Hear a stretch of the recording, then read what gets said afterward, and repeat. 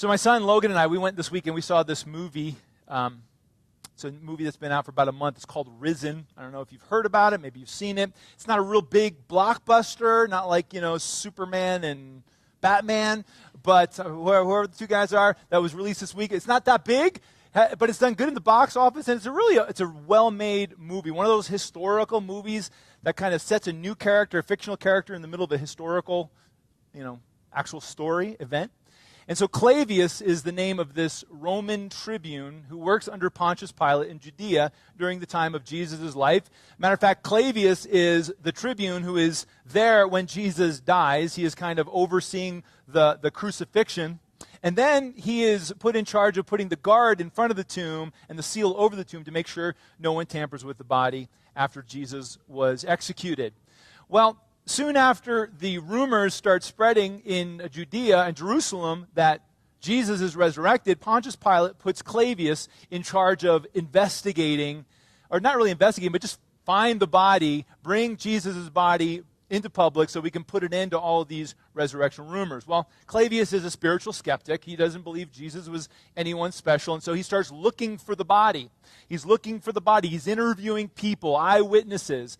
And, I'm sorry, spoiler alert, but by the end, he finds the evidence of Christ's resurrection so overwhelming, so compelling, that he becomes a follower. You know that's where the movie's going, but you just want to see how it gets there.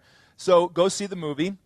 But I thought the movie was really well done, and I thought it was very timely and very appropriate in our culture, because in our culture we have millions of Claviuses. Right? Lots of people who are kind of skeptical about God, about Jesus, about Christianity, about resurrection. If we're to believe the polls that are out right now and the news reports that are out right now, atheism and spiritual skepticism is rapidly increasing in our culture. Right now, according to the latest 2015 Pew poll, the number of Americans who are absolutely certain that God exists is at an all-time low. About 6 in 10 Americans say that they are certain that God exists. And at the same time, those who question God's existence, on the opposite side, is at historical levels as well. Only about 1 in 10 would actually say, I am an atheist. I don't believe that God exists. I'm certain of it. But if you begin to add in spiritual skeptics and agnostics, an agnostic would be somebody who would say, I just don't know, and so I'm not going to make a stand. If you add all of those skeptics into the mix, you have about 2 out of 10 Americans who would be considered spiritual skeptics. But more than just the numbers of kind of rising spiritual skepticism, there's been a kind of a cultural change in the past few decades. 40 years ago, atheism, or if I was an atheist 40 years ago, I would find myself kind of on the cultural margins. Maybe someone would look at me maybe with, questions or skepticism, or maybe even suspicion. But today, kind of roles have flipped, and I'm not saying they shouldn't flip, but I'm just saying this is the way it is. Today, atheism is what the cool kids do. If I say I'm an atheist, in most circles in our culture, I'm seen to be highly intellectual and enlightened. I've shrugged off, some of those things that kind of hold people down. I am enlightened. And at the same time, Christians are now the ones on the cultural margins, people who believe the Bible or believe in the existence of Jesus, and are looked at with suspicion. Yeah, I'm not saying that it should be any different. I think Christianity functions best from the margins, right? But that's just the way things are. But based on research done by the Barna Group, nearly 2/5, 40% of our nation's adult population qualifies as post-Christian. That's 4 out of 10 Americans are post-Christian. So why are we talking about this in church? Why are we talking about this today, or starting a conversation on this today, the weekend, as Pastor Lisa pointed out, when billions of Christians around the world come together and celebrate what we believe to be the single greatest event in Earth's history, the resurrection? Well, to be clear, the resurrection is everything for the Christian.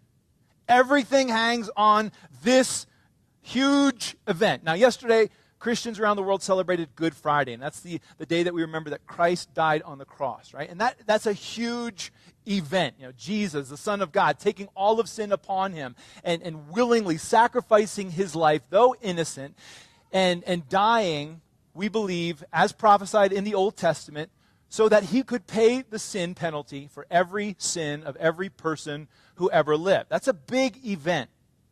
But unless Jesus rose from the grave 3 days later, that event is insignificant because Jesus isn't who he said he was if he didn't rise again. You see, it's the resurrection that gives Christians our greatest hope. It's the resurrection that gives us hope that death actually can be conquered by the one who said he would conquer it. It's the resurrection that gives a Christian hope that there is life after death and eternal life as Jesus promised. It's the resurrection that gives a Christian hope that this world isn't all there is, but that Jesus will come again and put an end to sin and make all things right, set all things right. But more than just the resurrection being our greatest source of hope, for the Christian, the resurrection is our greatest source of evidence. Evidence that Jesus is who he said he was. God gives us evidence. He invites us into investigation. Like Clavius, that Roman tribune who entered into the investigation of the resurrection, God invites us into the empty tomb and he asks us to use our reason, to work things out. According to Jesus, this is one of the outcomes that he was hoping for from the resurrection, besides all that conquering death stuff and providing eternal life. It was also a way of providing evidence. Early in Jesus' ministry, John chapter 2 records an interchange between Jesus and the religious leaders. This is very early in Jesus' ministry. He's new on the scene in Jerusalem and the religious life. He had just worked his first miracle by changing water into wine at a wedding in Cana. He had gathered a handful of disciples, and now he's made his way to Jerusalem, really for the first time, as a public figure during the Passover. And as he gets there, he and his disciples go into the temple, and there he finds a system of religion that is just filled with corruption. He's seeing worshipers, honest, God-fearing worshipers who are being taken advantage of by money changers and religious leaders in the name of God. And his zeal for God and his zeal for God's temple, his Father's temple, leads him to clear the temple for the first of two times. And what that means is he made in this righteous indignation, he gets very angry at what he sees. He makes a whip out of cords, and he just cuts loose in the temple. He's like whipping in the air, you can imagine. He's tossing tables over, and coins are scattering, and animals are scattering, and people are running. It must have been quite a scene. And clearly the religious leaders who were over this money-making system were less than pleased. And this is what sets up our interchange in John chapter 2, beginning in verse 18. Then the Jews, the religious leaders, demanded of him, of Jesus, what miraculous sign can you show us to prove your authority to do all of this? Okay, you just made a mess of the temple. You just kind of made a mess of the business that we're running here. What can you do to show us that you have authority to do this? I mean, they want to know who this guy is, where he gets off coming into the temple and acting like it's his house. Matter of fact, he had said, it's my Father's house. Who is this guy? Where are his credentials? Can we see your degree? Apparently, they had heard about the little incident in Cana and the water being changed into wine. And so they say, all right, why don't you just wow us with a miracle like you did at the wedding in Cana, and then maybe we'll believe you are who you say you are. What miraculous sign can you show us to prove your authority? They're skeptical. They're skeptical of Jesus. They don't really believe he is anyone special or divine. But if he could perform a miracle, maybe they'll believe.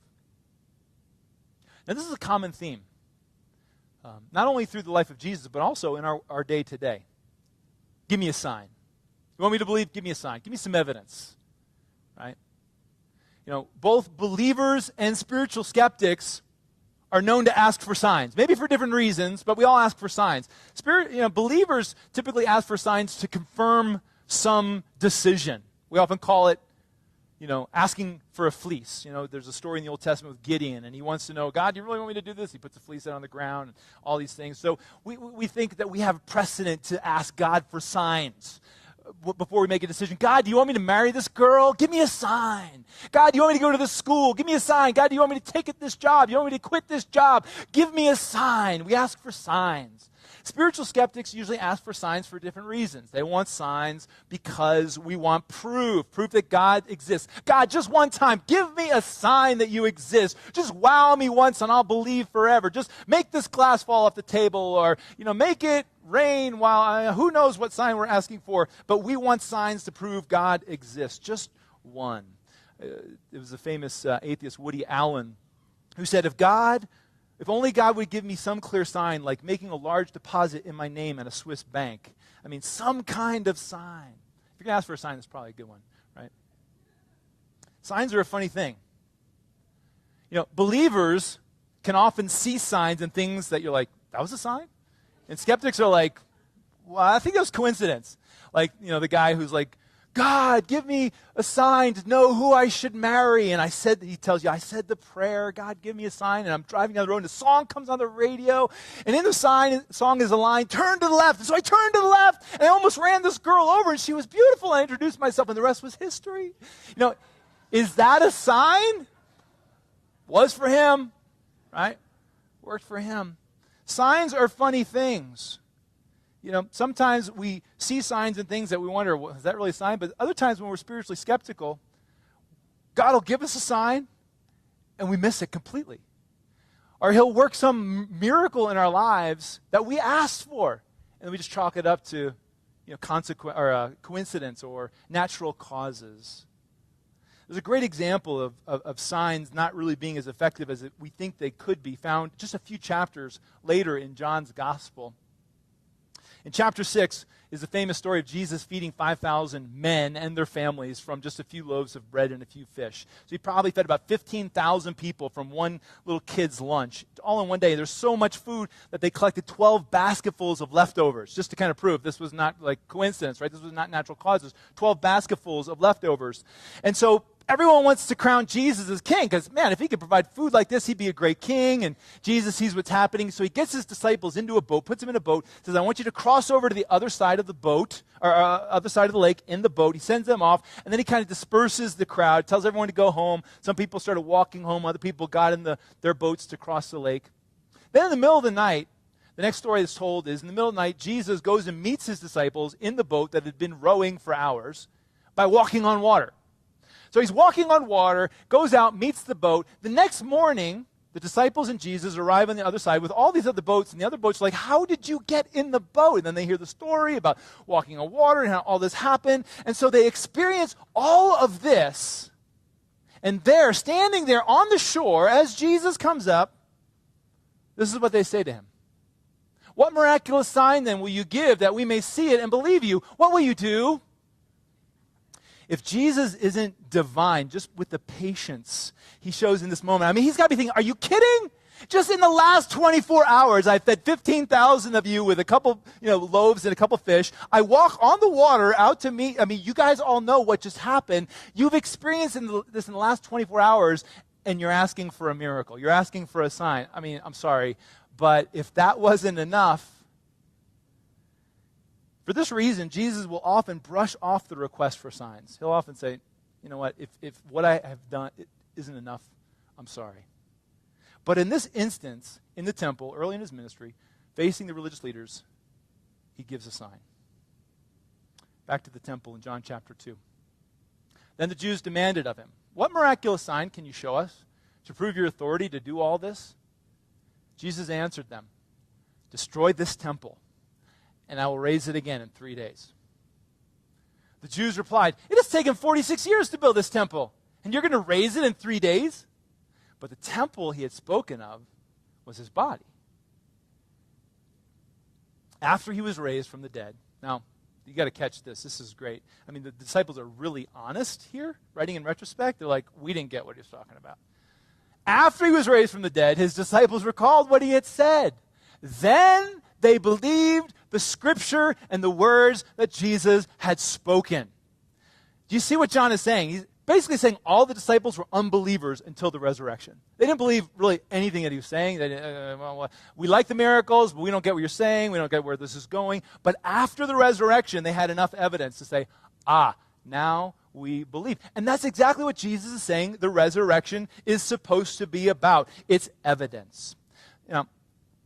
There's a lot going on here. We don't have time to unpack everything that is in this passage. But basically, Jesus answers the request for a sign by saying, destroy this temple, and in 3 days I will raise it again. He's being kind of cryptic, but he's being not so cryptic. In his response, he's really making one of the early first declarations of who he is, of his divinity. Because what is the one thing that made the temple the temple? What is it that made it stand out? What is it that made the temple holy for the Jews? It was the fact that God promised his presence to be in the temple. The Jews believed that God dwelt in all of his glory and all of his majesty in the temple over the Ark of the Covenant in what's called his Shekinah glory. That was the house of God, of divinity. And now here is this young teacher named Jesus referring to his body as the temple. In other words, God is here in me, dwelling in all of his fullness, in all of his glory. This is the temple. Right? So he's making this declaration. But he's saying, destroy this temple, and in 3 days I will raise it again. In other places, in other times, Jesus will make this point much more clear. He will tell them basically, you want a sign? You want a sign? I am who I say I am. I'll give you a sign. I will die because you're going to kill me, and 3 days later, I'll rise again. He makes it that clear. He says those words. He tells them that the resurrection is the key sign that he is who he said he was. I mean, he's clearly saying, if you want a sign, if you're looking for evidence I really am the Son of God, come to my tomb on the third day after you kill me, and I'll walk out alive. I find it interesting that Jesus gives a sign at all. I mean, why doesn't he just tell them, just trust me? Just believe. Just have blind faith. Come on, I'm Jesus, you're my followers, just believe me. A lot of people think that's what it means to be a Christian. Just believe. Blind faith. That's what it means to follow Jesus. But Jesus doesn't ask us to follow him blindly. He gives us evidence. He says, hang on, you'll see. Hang on, I will rise again. And when I do, then you'll know. Then you'll believe. So clear that this was the greatest sign of his resurrection. That although his disciples completely forgot all about it, they didn't understand it, although the day after Jesus was crucified, it wasn't even on their radar. They are cowering in a room behind locked doors, afraid the same thing was going to happen to them. But his enemies recalled what he said again and again and again. And it's the day after he was crucified that the same people that killed him went to Pontius Pilate and said to him, Sir, we remember that while he was still alive, that deceiver said, after 3 days I will rise again. So give the order for the tomb to be made secure until the end of the third day. His enemies remembered what he said. And so they said, make the tomb secure. Let's make sure nothing happens. No funny business. The disciples don't. I mean, the disciples, it wasn't even on the radar, but let's make sure no one comes and tries to take his body. And so they seal the tomb. They put a guard around it. But despite all that, 3 days later, on the third day, Jesus rises from the dead just as he predicted. And he did it in a way, not only the fact that he did it was evidence, but he did it in a manner that provides us evidence. Think about this. Why was the stone rolled away from the mouth of the tomb? Have you ever thought about that? I mean, intuitively we would think, well, so Jesus could get out, right? I mean, that's why the stone was rolled away. But no. The Bible tells us that after the resurrection, Jesus' body was no longer bound by time and space. He's going to heaven. He's coming back. He's entering into rooms where the disciples have the doors locked. He just kind of shows up, right? Jesus did not need help getting out of the tomb. The stone was not rolled away so that Jesus could get out. The stone was rolled away so that those who want to investigate could get in and see the fact that the tomb was empty, so that Peter and John, who were totally oblivious to the fact that he was risen, could go in and see it and start to put the evidence together so that the Roman centurions, the religious leaders, they could all go in and see the fact that the tomb was empty and start to put things together and start to reason it out and start to look at the evidence and figure out, wait a minute, this guy is who he said he was. This is the way Jesus rose again, to give us evidence. After he rose again, he goes to his unbelieving disciples and he says, touch me, look at me, feel me, eat with me, put your hand into the wound where the spear went into my chest. Now do you believe? Is this enough evidence for you? You see, the resurrection doesn't only give us our greatest hope, it also gives us our greatest evidence. God doesn't ask us to trust him or believe him blindly. He gives us evidence to believe. He tells us, use your intellect. What does the evidence tell you? Don't just believe blindly. Let's reason this out. And so for the next several weeks, that's what we're going to do. We're going to be looking at the evidence. We're not going to use the Bible as a source of authority. This is going to be really weird for me. I'm a Bible teacher. But for the next 6 weeks or so, we're going to put the Bible aside. And we're going to step outside of the Bible, and we're going to look at science. We're going to look at our world. We're going to look at our bodies. We're going to look at the things that are, the things that everyone can agree on. And we're going to say, what evidence is there that God is, and that God created everything that is, and that he has a son named Jesus? We're starting a series today called, I Don't Have Enough Faith to Be an Atheist. I took that title from the title of a book by the same title, I Don't Have Enough Faith to Be an Atheist. And it's a fantastic book. I would recommend it to you. If you have doubts, if you're looking to gird up your faith, if you're a spiritual skeptic or an atheist, this is a book that's intended for you. It's probably the best book on the topic I've ever read. I'm going to be sharing maybe 10, 20% of the content of this book, but there's a lot more in there, a lot of arguments or evidence I'm not going to be able to get to. But I'm going to be kind of borrowing from this book as we go. But again, we're stepping outside the Bible. We're going to look at the evidence. We're going to use our heads. We're going to use our reason to figure this out. But a lot of people have wondered, what's with this title, I don't have enough faith to be an atheist? And I've had people say, you don't need faith to be an atheist, right? That atheism and spiritual skepticism and science, that's all about objective facts, while faith and Christianity, that's about preference things. It's like the difference between chocolate and vanilla. You like chocolate, I like vanilla. We can't prove the difference between them. You like Christianity, I like Buddhism. I mean, faith is about preference, and science and atheism is about facts. But here's the thing. No matter what your worldview, we all make truth claims. Because we all make truth claims, every truth claim that we make can be investigated objectively. Religion is all about truth claims, which means it's about facts, which means that we can start to look at whether there's evidence for those facts. Atheism makes truth claims. There's evidence or there's not evidence for those truth claims. We can look at the evidence, we can begin to figure it out. But what we need to see is that no matter what our worldview, no matter what our truth claim, all truth claims require faith. Let's see if we can work this out together. The reason, and just really lean in here, I'm going to need you to use your noggin a little bit, but all truth claims require faith, because when we're talking about truth claims, we're talking about the difference between probability and certainty. When I make a truth claim about something that happened in the past, or God exists or God doesn't exist, I cannot prove that with 100% certainty. I mean, I can't think of a truth claim that I could prove with 100% certainty other than the fact that I exist, because I'm reasoning this out in my head right now, right? Everything else is kind of, it's highly probable, but it's not certain. But we can get to have so much evidence that we begin to say that is so probable, it's pretty much certain, but it's not 100% certain. Let me give you an example. Unless you're watching online this morning, you are here in church this morning, right? That's truth. You're here. Let's say you go to work on Monday, and you run into a coworker, and they say, "What'd you do this weekend?" "Well, it was Easter. I went to church." But they don't believe you because they don't see you as much as a church-going type. And so, although you made this truth claim with such certainty I was in church, they don't believe you. And they say, I don't believe you're in church. Give me some evidence. And you say, wow, okay, thanks, but let me give you evidence. Here's a bulletin. I was actually at church. I still have the bulletin with me. Here's a bulletin. It's got the date on it. I mean, where else could I have gotten that? And the person says, all right, that's a nice try, but you could have gotten that anywhere from anybody. Your wife could have gone to church. Your husband could have gone to church. You got it from them. All right, okay. Well, they started a new series called I Don't Have Enough Faith to Be an Atheist, and then you give a point-by-point kind of synopsis of the message because you're like paying attention so well, right?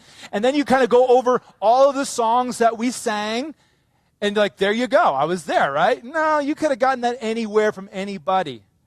And you're like, wait a minute. Hey, there's Bob. Bob, one of our coworkers, he was there too. I saw him. Bob, come over here. And you bring Bob over. Bob, were we not at Newday together this weekend? And Bob's like, well, yeah, sure. We were there together. And the other guy's like, you guys got together in cahoots. You worked this whole thing out. I don't believe that. You weren't in church. Finally, you remember, oh, yeah, I took a selfie with the pastor in the church. We took a selfie. And so you bring that out. It's time stamped, date stamped. There it is. The pastor. We're in the church. There I am. I mean, there's the proof. No, you could have photoshopped that. You're incredulous. Why? Because there's so much evidence. Can I prove it with 100% certainty? No. Someone can continue to have unreasonable doubts, but there's so much evidence in support of the fact that I went to church this weekend that it's highly probable. It doesn't take a lot of faith to believe the fact that I was in church, right? Because I have so much evidence. And this is one of the points we need to make. The more evidence I have for my truth claim, the less faith is required to believe that truth claim. The less evidence there is for a truth claim, the more faith it requires. You with me? So I could say, I can make a truth claim. There was a Holocaust perpetrated by the Nazis in Europe last century. That's my truth claim. Can I prove it with certainty? No. I could show you a lot of evidence. I could show you movies. I could bring up eyewitnesses who experienced it. I could share the writings of people who experienced it. I mean, there's a lot of evidence in support of the fact that there was a Holocaust. Still, there are people who deny it. Those are unreasonable doubts. It doesn't take a lot of faith to believe that truth claim, right? On the other hand, I could say, you know what? I think that the moon landing was faked. It was all just a big scam. Right? That's my truth claim. The moon landing was a scam. Do I have a lot of evidence to support my claim? Very little.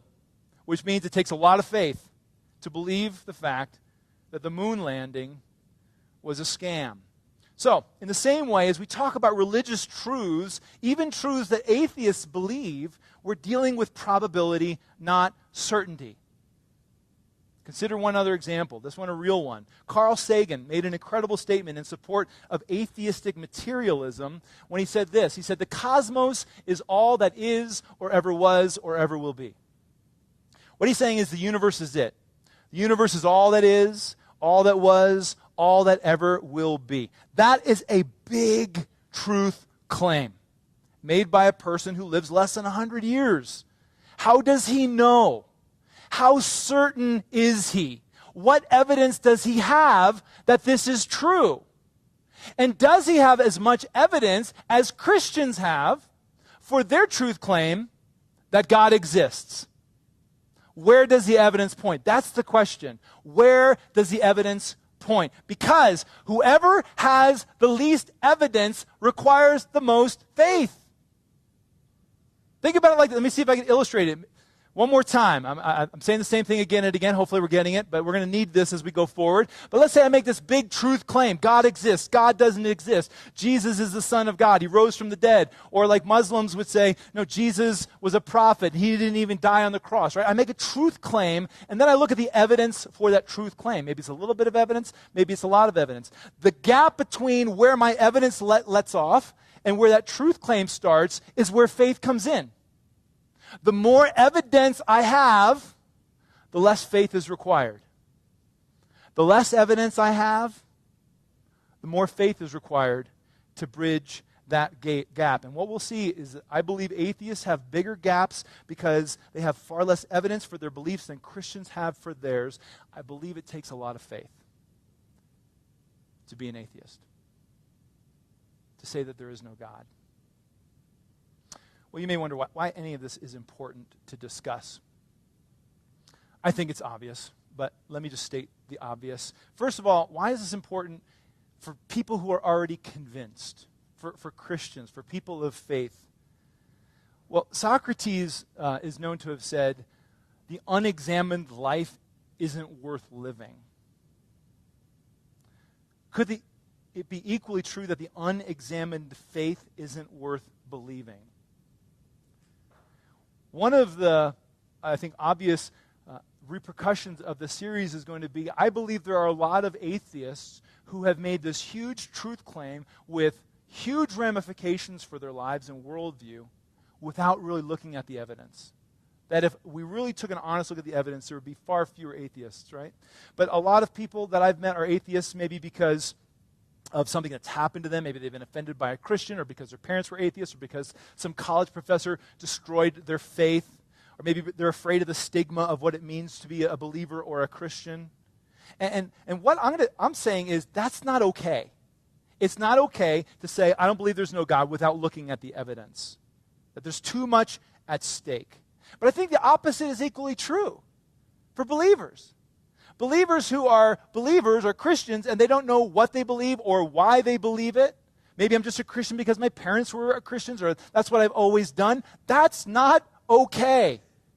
That if I'm really a follower of Jesus, I'm going to take the Bible seriously and I'm going to have a reason for what I believe. Peter commands it. 1 Peter chapter 3, verse 15. Always have an answer. Always have a reason to be able to support why you believe what you believe. Right? And especially in a climate where spiritual skepticism is becoming the norm, Christians are compelled to be well equipped with answers, reasonable answers. But this isn't only important for Christians and believers, it's also, I believe, important for human beings. Answering this question about whether there is a God or not has more implications for our lives than any other single topic that we could possibly discuss. Just think about the 5 most important questions that could be asked in life. Where do we come from? Question of origins. Who are we? A question of identity. Why are we here? A question of purpose. How should we live? A question of morality. Where are we going? A question of destiny. Every one of these questions will be answered completely different based on how we answer this question. Does God exist or doesn't he? So it is the most important fundamental question that any of us can ever grapple with. Does God exist? So for the next several weeks, we're going to be looking at the evidence. But let's be clear. No amount of evidence can compel anyone to believe. I've met lots of spiritual skeptics who have had very real and reasonable objections, intellectual objections to faith. But I've also met people who, it doesn't matter what amount of evidence they receive, still will not believe. The great atheist Nietzsche wrote, he said, it is our preference that decides against Christianity, not arguments. In other words, we don't want to be Christians. Now, he's speaking obviously only for a portion of skeptics, but he's saying we don't want to be Christians. It has nothing to do with the arguments. But to that I would say, why? Why would someone not want a worldview that is defined by grace, by forgiveness, by unconditional love that comes with a promise of eternal life? Even if it's false, it's a better story to believe. But many believe that if I become a Christian, it's going to hamper my life. It's going to change the people I hang around with. It's going to change the way I think. It's going to change my priorities. It's going to change my morals. It's going to change my lifestyle. I mean, many, if they're honest with themselves, would say, we really don't want to give up control of our lives to an unseen God. That's what we would call a volitional kind of objection. I just don't want to change my life. And there's a difference between proving something to be true and accepting something to be true. Someone may be able to prove Christianity is true beyond a reasonable doubt, But only I have the choice to accept that. Only you have the choice to accept it. And as we'll see, he's given us ample evidence to believe. Ample evidence to support our faith. But not so much evidence that he takes away our power to choose. And that's by design. That's the way God created the whole system. Enough evidence to believe, but not so much to take away our power to choose. Overwhelms our power to choose. The great theologian C.S. Lewis said it like this: he cannot ravish, he can only woo. So as we close, consider this question. If you're a spiritual skeptic and you're here today, welcome. I hope that you're going to track with us the next several weeks. But if someone could provide reasonable answers to your spiritual questions and objections to coming to faith, that they could answer all the questions and provide all the evidence, would you become a Christian? Because if the answer is no, your objection to faith or Christianity isn't intellectual. It's either emotional. Maybe you're turned off by the hypocrisy you've seen, or you've been hurt by some Christian, or it's volitional. I just don't want to change the way I live. This weekend, Christians all over the world will be celebrating the fact that Jesus rose from the grave 2,000 years ago. And if it's true that he did rise from the grave, and I believe it is, that one event changes everything. It's the fact that Jesus rose from the dead that lets us know that there is a God and he has a son named Jesus. If the resurrection is true, we have the promise of life after death just by believing him, by having faith. If the resurrection is true, it is our greatest source of hope and it is our greatest source of evidence. But next week, we're going to step way back. And I hope you'll be here. Invite your friends. If you have spiritual skeptics, please invite them. We're going to step way back to a time before there was a resurrection, before there was a Bible, before there was a planet called Earth, and we're going to begin to delve into some of the evidence for the existence of God from the realm of science. We're going to see that not only does he exist, but he created everything that is. And I believe it's as we look at this evidence, this scientific evidence, I believe that in the end, you'll be able to say, I don't have enough faith to be an atheist.